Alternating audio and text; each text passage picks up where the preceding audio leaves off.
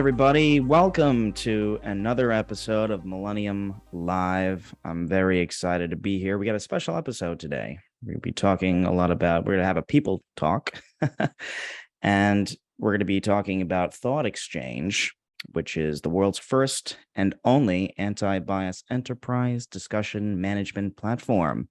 And to talk about ThoughtExchange, we do have the co-founder and CEO, Dave MacLeod, with us, and to also talk about their experience using ThoughtExchange, we have Arun Chidambaram, People Analytics Leader at GE Healthcare. Welcome, gentlemen. Welcome to the podcast. Nice to be here. Look forward. All right, so let's jump right in. We have a good group of questions, and Dave, I want to put it to you first here. Since you are the co-founder, CEO, could you tell us a little bit about ThoughtExchange? What is the product? What does it do? Who is it for? And what's the main problem you're trying to solve? Thanks. I guess put most simply, a lot of people say the comment boxes in the survey is where all the value is. And the truth is that that's where people have a chance to share their genuine voice and what they think.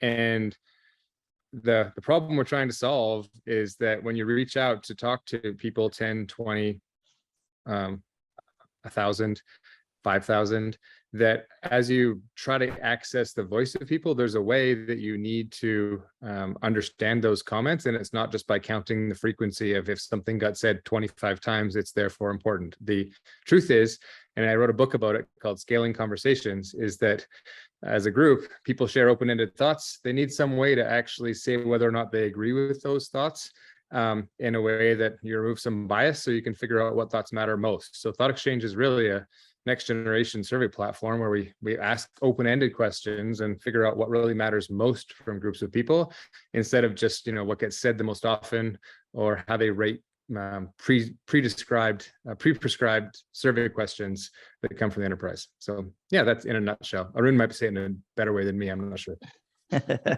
Thanks so much, Dave. And yeah, Arun, could you just tell us a little bit about your role over there at GE Healthcare and your experience with ThoughtExchange? Yeah, sure. Thank you so much for giving the opportunity to speak.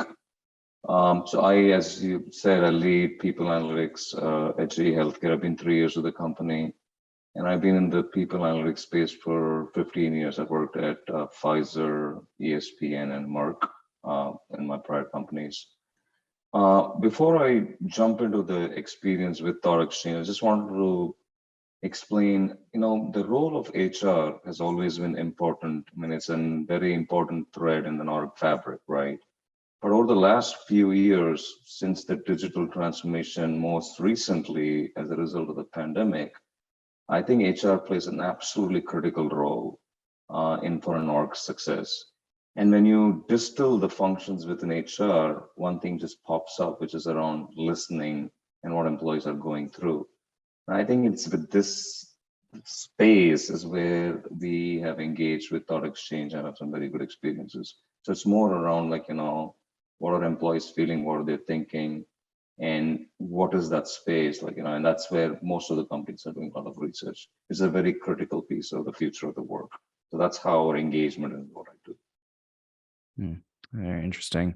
So Dave, I'll turn it over to you again. How important is employee listening, especially now with this new hybrid work environment in a post-pandemic world? How important is it to listen to your employees? I think no leader would argue with the fact that it's important to listen to your team and get ideas, both for two reasons. One is to hear the best ideas. Every leader worth their paycheck will describe that they do not have all of the answers, and they're actually put in place to help activate all the smart people that they've hired. And so they need to find better answers. But then also everyone knows that if you include people in the decision process, they're much more likely to fully embrace and do the things that you need to do to move the business forward. These two things, better ideas, more buy-in, and result. This is something that nobody would disagree with. I think the thing that's new in organizations is that organizations became truly digital in the last 3. I think we've been talking about becoming digital for decades, but during the pandemic, it became like, not that we might, 90% of our meetings will be face-to-face, and yes, we check our email, but actually, how do we communicate digitally right out to the edge of the company?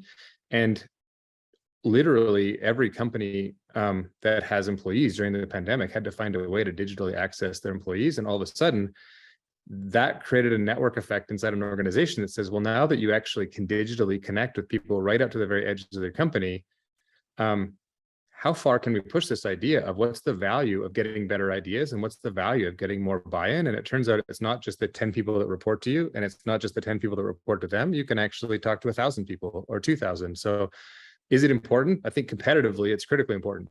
Companies that understand this will leverage it, and companies that don't will find less buy-in and worse ideas. And so they will just lose in the marketplace.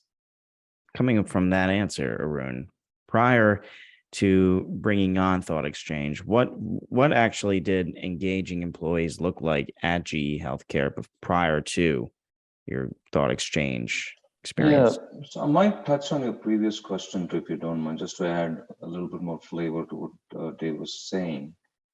See, he's absolutely right. And listening it's not like a post-pandemic kind of a deal. It was there before. What I've seen, at least, not just the place I work, but in most of my peers, like large corporations, where employee listening was kind of on the prioritization pile. It was not way out there. It was somewhere in there. People said, yeah, it is important. I should probably thank the pandemic for that reason, that all of a sudden has come right to the top of this whole pile. So every CEO is questioning, like, what is going on with the employee? If you really look at your 2-year tenured employee, even the place you work, these are folks who have never been to an office or never met people the way we met. So, and then when you look at the globe, like we are a global company, there are cultural norms, there are conditions. If you're in New York, if you're living in a studio, it's very challenging to work there. So when you really think about what goes inside, an employee's mind, one word which really comes to the top is, like, for me personally, is empathy, right? Under that, you have wellness and people leader capability, but that becomes such a critical piece. And that's where, when you ask this question of how has it changed post-COVID, I think it has come to the top of the prioritization pile, and it's extremely, extremely important to really listen to what employees are going through. So that's the piece which I wanted to share. Now, coming back to your question around how we are like a typical employee survey based, where we basically, in my experience, just not with GE, even at Pfizer, it was the same, at ESPN, it was the same. We had different instruments, but we would do an annual culture survey and mainly chasing the engagement of employees. Some places it was like Pulse, which you do 4 times a year. Company like Amazon, I think it does more frequently. But it was the standard way. That is one main mechanism to hear all employees' voices. That is one way of doing it. And then we have this, what is called like a mixed method. Like we would use some qualitative focus groups and a combination of quantitative. Some pieces were around, you would use text analytics, but that's not very mature even till this point. We don't use every forms of comments which come in. So the standard method was either you ask through a survey, and like Dave mentioned, we never were rating what they were asking. We're just asking, most of them would be a Likert scale, a 5 or a 7 scale, and they would say, measure it, and then you'll do the action plan and a reporting and so on and so forth. So it's a very typical method, but in some places the cadence was more, most of them it was at least once a year. Mm. Well, thanks for mentioning that, because I know you did say previous to this recording that you were working from home even before the pandemic, and I'm aware that ThoughtExchange is a totally remote company. So with that being said, Arun, what specific value would you say that ThoughtExchange brought to your organization over there at GE Healthcare? Sure. I think there are a few pieces, and if you want, I can double click on it too, but I'll keep it at the high level. First is, I would say, if you really look at a survey, there's a lot of work which goes before the survey is created. If I take the annual surveys, there's an administration load to it. There is a whole army of people working around trying to figure out what the survey is, who should it go to, what the cuts are. Well, there's a whole series of at least 3 months of work which goes in. And when you look at a product like ThoughtExchange, like that, we completely cut that one off, to be very honest. I'm a big fan of service, don't take me wrong. But when you have listening at a frequency which is much faster, you cannot spend 3 months trying to figure out a survey, right? At least at an annual scale. So speed is a very critical component which brings it to table. Second, I think is very important to me personally as a leader is feedback is actually the most critical piece. In many companies, we ask all the time, we don't do what we did with their answers, right? The action, the feedback. So here the feedback is literally instantaneous, right? Third thing I would say, and the reason I say is like, I give a thought, I rate it, we rate it, and we see it. It's no more like, waiting for a report or, saying you wait for another 1 month or you get first, some kind of a priority. It's available to everybody. So the transparency of the data set is also very important because we are going into that era where transparency is going to be, a competitive advantage. The third, I think, is, I don't spend any time as an analytical person because, some pieces of analytics, I want to like the system to the tool to do it. Because instead of me collecting to the data, me running the graphs, me telling that, it actually condenses so that my team is focused more on the storytelling part, right? So that kind of load is also cut. So I see a lot of advantages from that lens. And I think the fourth one I would say is, at least from my experiences and my team's experience and my companies, is you can do a live exchange. So let's say you have, 100 people in a room, instead of waiting for a survey, sending a communication, blah, blah, blah, the whole spiel, I could just say, hey, let's do a live event as the event is going on. And that actually charges people to, you see the results right in front of you. So, on the same day, you get the results out. So when you think about from an efficiency piece, from an effectiveness piece, I think it absolutely is extremely helpful to us. Well, Arun, you mentioned feedback, and I know it's very important to have feedback when implementing a solution. Dave, what is the typical feedback you receive from leaders who have used ThoughtExchange in the past, and perhaps what apprehensions did they have about running exchanges in the past, and how were those addressed in this process? And maybe if Arun, you can add later on if you had any apprehensions yourself. Sure. So I think I'll start by saying that we've been around for just a little over a decade, and that 10 years ago, we brought this solution to corporate leaders and heard quite consistently, we don't really want to know what everyone thinks. This is not necessarily a business priority for us.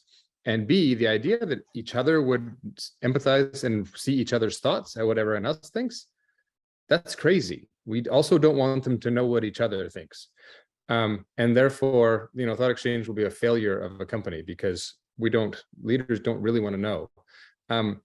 And I will call out that many of these leaders happen to have a white skin color and happen to be males and happen to be sitting on top of organizations where they're sitting in a place of, well, as a white male executive, I don't feel like I need to listen to my company. People are lucky to have a job. Fast forward, a lot of things are changing. The demographics of organizations are changing. The impetus to have leaders that actually do listen to people, that's changed. But I think the most interesting aspect related to that is that there still are, I believe, two kinds of leaders in organizations. One that understand the value of reaching out and finding something out that they didn't understand, and that that leader would say something like this: yeah, I want to go ask, we have a plan, I really want to ask about perspectives related to this plan. because I know the conversations are going on out there without me, and I want to have the conversation be happening with me. So rather than have 1,000 conversations in lunchrooms, I would rather have one conversation where we can really talk about what everyone thinks, and I really understand. And if there's something that I don't know, I want to be the first to know it. The other type of leader says, I'm very nervous about the idea of asking an open-ended question, like what perspectives do I need to understand this strategy? Because I fear that too many people don't have enough information and they will share misinformation, and it would be better to just maybe ask them after the fact. And well, what happens if you find something that you don't like? Well, it's too late. We've already made the decision. And so we don't really, necessarily want to hear from them. And I would say that this is an old way of thinking, which is that you senior leaders get together, make a decision, and then market that idea to everybody else to get them on board. And the new way of including people in decisions is actually asking for perspective to inform decision making. Or as Arun said, before you send a survey, you actually ask, what are the main issues that we should be surveying about? And then you actually create a survey after understanding. So I think that I would be overly optimistic about the state of the corporate world to say that there's been a massive sea change shift, and now every leader values hearing the voice of people to help check their thinking.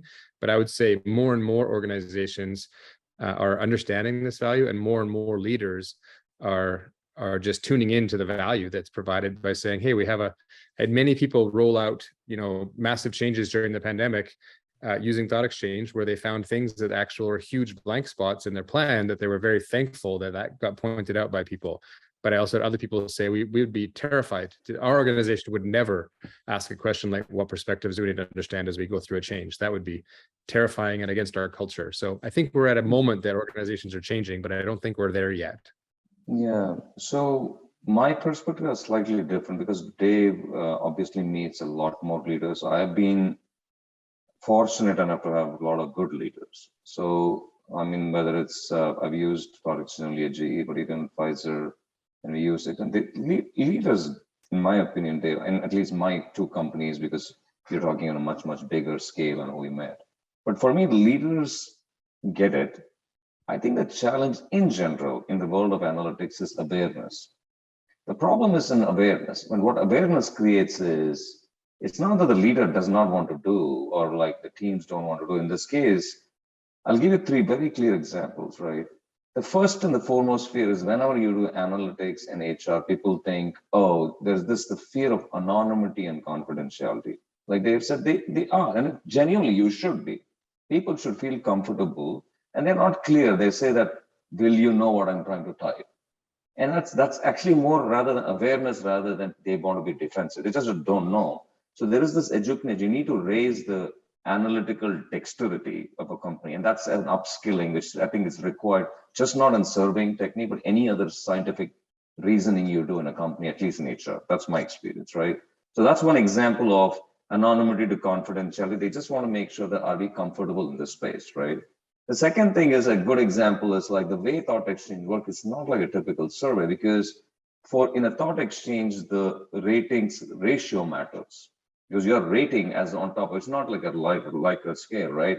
So when you see a small sample, let's say we have 10,000 folks and there are 2,000 participants, but they have 13,000 ideas. The train of thought is like, why is only 2,000 people out of 10,000? That's a very small sample.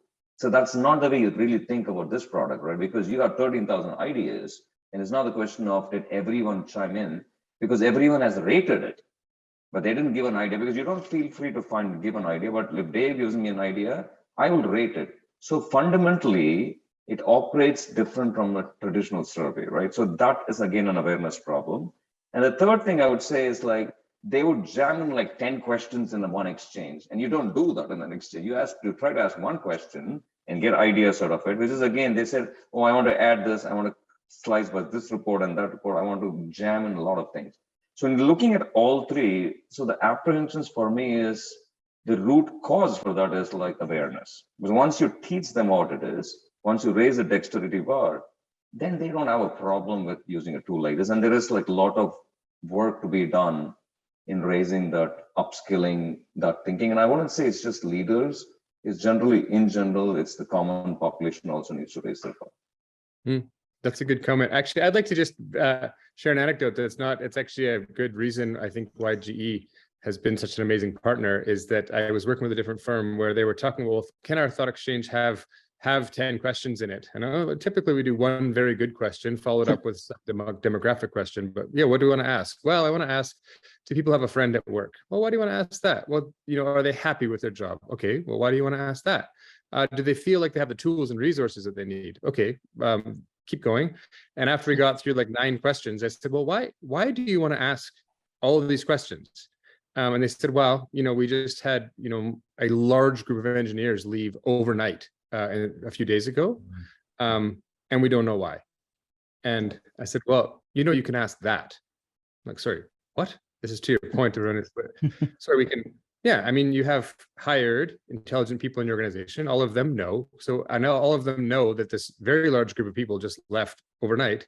And so you can ask the question, to the best of your knowledge, why do you believe this group of people has left? And they said, wow, you can ask that. And in their mind, they were devising a 10-question survey to try to get to this data that would sort of infer the reason why. Whereas actually it was a long premeditated attack on this company had actually been looking at these people for a long time. And there's been a year in the making, and they actually had approached almost everybody in the company. And there's a whole reason why it happened. But they just didn't think to ask everyone why.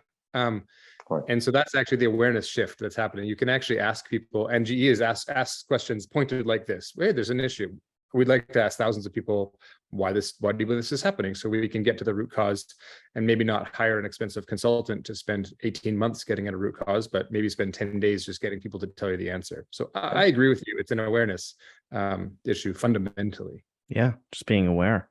It's well, that just creates and provides just extraordinary, actual thoughtful discussion and gaining insights to actually probably the more complex reasons behind your employees. So Arun, what in-product tools do you think that are do you gain most value from, and your partnership with ThoughtExchange? As I said earlier, right? I mean, it scales down the work my analytics team does because it has an inbuilt right away report. Literally, I mean, when an exchange ends, it automatically the same second it generates a report. The user interface is pretty cool actually, because you could see by teams, they have an AI generated theme. And I've told Dave this, that I mean, it does a decent job, but there's still room, because my personal company lingo, there's no way that ThoughtExchange will know. So the ability to go in and tweak those themes is very, very easy for us. So we just come back as a team. You spend maybe a couple of hours and the entire study is done. And a third thing which I really like is like when you do these kind of exchanges where you get comments, right? When you have text, you got to be very careful about names, and there'll be some people, not at least in G, I've not seen this, but people might have swear words, they might have wrong intentions, they might have a very myopic view rather than understand the big picture. And it has a very solid moderator. And what a moderator does, it's an AI based, it has some fantastic exclusion criteria. So things like name automatically pops up, it comes to my team or whoever is moderating, like a few folks who have full access. So what it does is says that, hey, Arun, these 5 comments, name popped up. Just take a look at it, at which point I have a choice to push it back into the system, or saying that, well, that was not appropriate, we take it out. I think that is fantastic, right? Because it allows me to do that. And I think it's doing a very, very good job. And I think, if I'm not wrong, David, it learns a lot every time it is doing this work. So I think ease of use of the reports, transparency to the whole user group, not just me. It's not like it's already democratized the reporting, and the fact that it has a very powerful moderating technique, which is very critical in events like this. So those I would say are the ones which I have experienced. And Dave, I might have missed, I know you have more product updates and stuff. I'm always fascinated to hear directly from you. That's fantastic. Yeah. I mean, it sounds like Thought Exchange is an awesome tool to use in terms of getting that insight that you need right away, especially for a large organization with perhaps thousands of employees who are and trying to make sense of it all is very important, in order to lead. So, Dave, I want to hear your thoughts maybe a little bit more about, what other tools and other insights may be used by those who are interested in using Thought Exchange as a solution. What else have we not mentioned yet that Thought Exchange could really help organizations in terms of people analytics and HR? So I think something that we haven't touched on is what I call so what. And so I do think that there's a growing practice in all organizations, which is business intelligence as it relates to finding data that is starting to suggest, you might find out that this big group of people have left your organization. Well, there's people building platforms that are actually, by observing how they're working and they're going to predict that this organization might be starting to actually have some retention issues. Or you've run a really great quantitative survey, and the quantitative survey is benchmarked across other organizations and suggests, here's an issue that you have, and now so what? And right now, what happens in that moment in most organizations, they say, well, now we need to go and have working groups and tiger groups or hire consultants or spend, oftentimes by the time it took to get the survey results, and then by the time you get to the so what of the survey results, and then you sort of spin up an action team to do something, you're sort of 6, 12, 18 months later, and the change, by that time, we're in a different pandemic and something has happened that it becomes really an issue. So the thing that I love and GE has absolutely done this, which is, hey, we found an interesting quantitative result by something that we'd like to look into. And Thought Exchange can actually say, great, let's actually go to people, 10, 100, 1,000, 10,000, and say, as we all know, we just had a quantitative research project and we're rating a little low in the following area. What are some ideas of things that we could do to implement and actually solve this problem? So you can actually leverage the tool for the so what that comes after finding something out from a data source like a quantitative survey or sort of a next generation analytics platform that is going to indicate you have an issue. So what? Well, let's go. You can either hire expensive people to study and have groups and come up with very expensive reports, or you can just go ask 1,000 people to give you the answer. What do you believe would solve this problem? And it turns out people, by and large, can help solve the problem because that's what they're hired to do. So, and that's not necessarily, I call myself a recovering consultant, but it's not necessarily anti-consultant. I believe consultants have specific value in an organization, but the idea of going around, if the consultant's only job is to go and ask hundreds of people how to solve a problem and then report back, I think we can, Thought Exchange does a really good job of that sort of business. What were you going to say, Arun? Yeah, I completely agree with that, because we did one example. What it does is just not a exploratory, I want to know what's going on with you guys or gals, right? That's not what it is. I mean, it's used for that. But one example I can clearly remember is when we did the culture survey, we kind of had 4 cohorts of people, right? There's 4 cohorts. The first cohort were a group which was scoring high last time and actually increased. There's a group which scored high, but it decreased.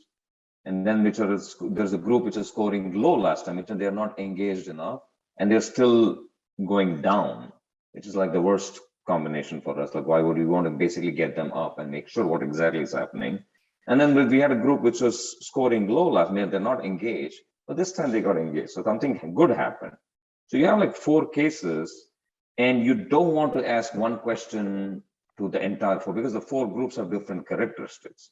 What we then did was we actually had separate kind of thoughts pointing at these 4 groups to figure out, why the heck did you go down? What went wrong when there was a group which was down like you, but it went up? So you see differences between there, and that actually is powerful too. So it just not stops at like finding like where the problem is. It actually goes deeper and deeper and deeper. Now, the action taking is nothing to do with Thought Exchange. This is another thing. In fact, I have my full support for every survey company, like, the big companies too, right? Because what happens is the survey does its job, and speed, obviously not. I think I'll give credits to the Thought Exchange piece and like all the other pieces. Let's say we take Thought Exchange. it comes to the root problem. Now, taking an action is not ThoughtExchange's problem.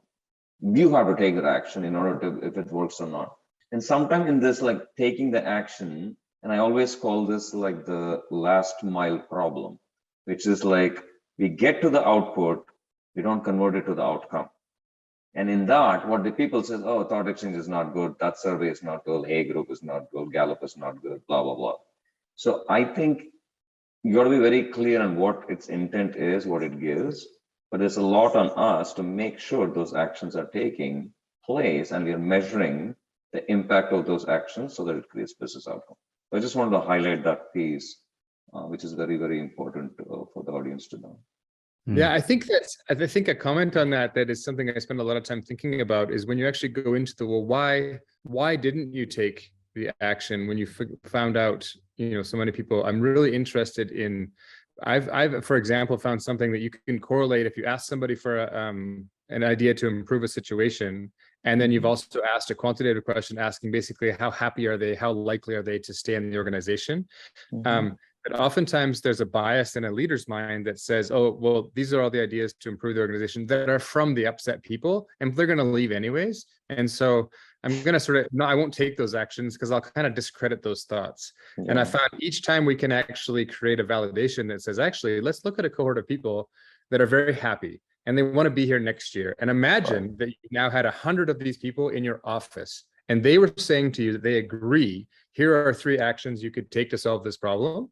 Yeah. And that leader then all of a sudden goes, well, geez, I had never thought of it that way. Right. Now it's all of a sudden valid. It's not the complainers or the people that are just trying to destroy the company because they hate us. It's actually people trying to build. So you sometimes have to make connections between data to get their support. Yeah. Yeah, you're absolutely right. I mean, in fact, we have a lot of folks who like work really hard and like talented and like, and you're absolutely right. We want to hear. That's why this is the group which was scoring high and went high. What happened there? Because that's really good to know. And also the group which is not scoring high but went high. That's also interesting because that's the progress. That means the actions we are taking are making an impact, right? And that's why they're going up. So it is actually, you throw in positivity because we all do a lot of hard work and that shows in our results. So not to like, boil this point, but I think it's just not like asking and getting to get a feel, but you can even go closer to your root cause and solving the problems. Yeah. That's incredible. I mean, this is the very valuable conversation too, by the way, that we're having just to, get the insights that, ThoughtExchange provides, and hearing it directly from you, Arun, is really fascinating. I'm just here listening, just how fascinated the rest of our audience will be. So sure. I want to thank you both for your time. I can't let you go though, because we always like to talk on Millennium Live about the future and where we see products going. So I want to make sure I hear from both of you. I'll start with you, Arun, about your partnership going forward with ThoughtExchange and how you hope to use ThoughtExchange in the future and how it's going to impact productivity and empower you to do your job better. And if there's any other processes that, to use ThoughtExchange for the future, what do you think the best tool is? My thinking is around like what, because we still don't know what the future of work looks like. I'm assuming, if I'm smart enough to say that it's going to be a hybrid world, right? So my whole essence, as I say, that's why the word empathy for me is very important as a leader. And my pieces would be surrounded around that, having a strong employee listening strategy, and ThoughtExchange plays a big role there, right? Now, whether it's productivity, it's like engagement, whether it's like retention, whatever the outcome is, I'm not worried. But more so, do we have a clear listening strategy? Are we listening to the right signals? And then are we able to help our employees achieve? So it could be an experience related, it could be a retention related. So the outcome could be manifold, but the crux of this is do we have a very clear employee listening strategy? We are not there yet because we are going in the right direction, but I'm sure we will be there soon. So that's exactly what my head is spinning on how these kinds of tools. Again, wellness will be another factor. There are many pieces of it, but you have to have some kind of a governance, some kind of have methodology on how you're applying the cadence of it. That's where we'll be spending more time.